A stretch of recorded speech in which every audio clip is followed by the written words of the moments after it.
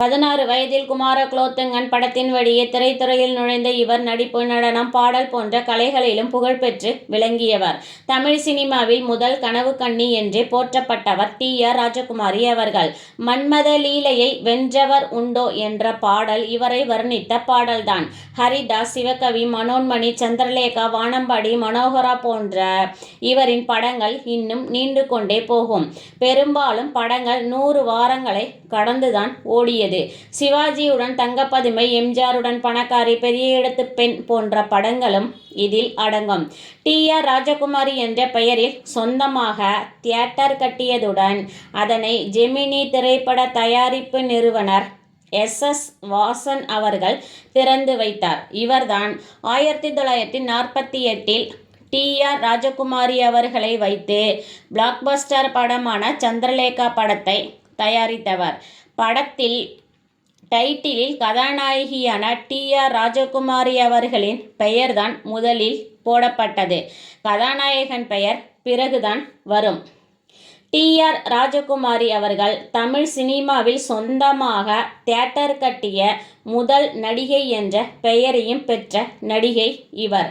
தனது சகோதரர் D. R. ராமண்ணாவுடன் இணைந்து ஆர். பிக்சர்ஸ் என்ற பட நிறுவனத்தை தொடங்கி தமிழ் சினிமாவில் இருவேறு பரிணாமங்களை பிரதிபலித்த மக்கள் திலகம், நடிகர் திலகத்தை சேர்த்து கூண்டுக்கிளி என்ற படத்தை எடுத்தார். இருவரும் நடித்த ஒரே படம் இது. தோல்வி படம் என்றாலும் இருவரையும் ஒன்றாக இணைத்து நடிக்க வைத்த படம் இது.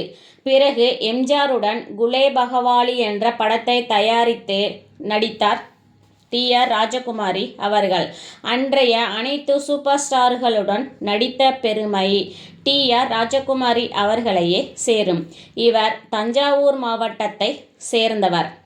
1944இல் வெளியான ஹரிதாஸ் படம் அன்றைய நாளில் 10 லட்சம் ரூபாய் வசூலித்து சாதனை படைத்ததுடன் 1944 16 தீபாவளியன்று வெளியான இப்படம் 1946 தீபாவளி வரை ஓடியதாம். இத்திரைப்படம் ஒரு தியேட்டரில் மட்டும் 100 வாரங்களை கடந்து ஓடி சாதனை படைத்த படம் இந்த ஹரிதாஸ் படம். ஓடிய மொத்த திரையரங்குகளையும் சேர்த்து 135 வாரங்களை கடந்து ஓடி மாபெரும் சாதனை படைத்த படமும் இந்த ஹரிதாஸ்.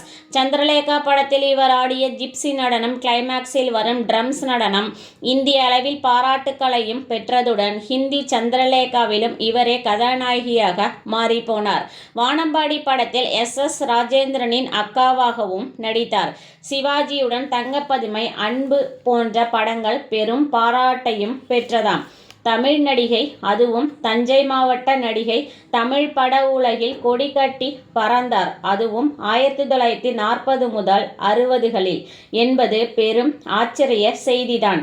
பாண்டி பஜாரில் இவர் கட்டிய தியேட்டரில் கலைநயத்துடன் கூடிய சிலைகள் ஆங்காங்கே இருக்குமாம். அதுபோல் சென்னை டி. நகரில் முதல் பங்களா கட்டி கன்யாகுமரி பவனம் என்று பெயரிட்டவரும் இந்த டி. ஆர். ராஜகுமாரி அவர்கள்தானாம். P. U. Chinnappa, T. R. Mahalingam, M. K. Radha, MGR, Sivaji போன்ற சூப்பர் ஸ்டார்களுடன் நடித்த பெருமை பெற்ற நடிகையாகவும் புகழ் பெற்றவர் இவர்தான். இவருக்கு பிறகு இந்த ஸ்டார்களுடன் நடித்த பெருமை பெற்றவர் பானுமதி அவர்களுக்கு கிடைத்தது. நடிகை அனுஷ்கா நடித்த அருந்ததி படத்தில் வரும் கிளைமாக்ஸில் ட்ரம்ஸ் நடனத்தை டி. ஆர். ராஜகுமாரி அவர்கள் அன்றே சந்திரலேகா படத்திலேயே சிறப்பாக ஆடி பாராட்டுக்களை குவித்திருக்கிறார். கண்ணதாசன் அவர்கள் பாராட்டிய 3 நடிகையில் இந்த டி. ஆர். ராஜகுமாரியும் ஒருவர். அன்றைய ரசிக மக்கள் இவரை கனவு கன்னி என்றும், இவர் குறைவான படங்களில் நடித்திருந்தாரும் அவரின் நடை, பார்க்கும் பார்வை, அமரும் ஸ்டைல் என்று ரசிகர்களின் இதய துடிப்பை அதிகரிக்க செய்ததாம். அணுவாக ரசித்து கொண்டாடினார்களாம் ரசிகர்கள். இவருடைய சினிமா வெளியாகும்போது பத்திரிகைகளில் இப்படித்தான் வர்ணிப்பார்களாம். காந்த கண்ணழகி, தந்த பொம்மை, ஆடும் குயில், பாடும் குயில் என வர்ணித்துதான் படத்தலைப்புடன் வெளியாகுமாம். இத்தனை சிறப்பிற்குரிய உச்ச நட்சத்திரமாக விளங்கியவர் முதல் கனவு கன்னி என்று போற்றப்பட்ட டி. ஆர். ராஜகுமாரி அவர்கள்.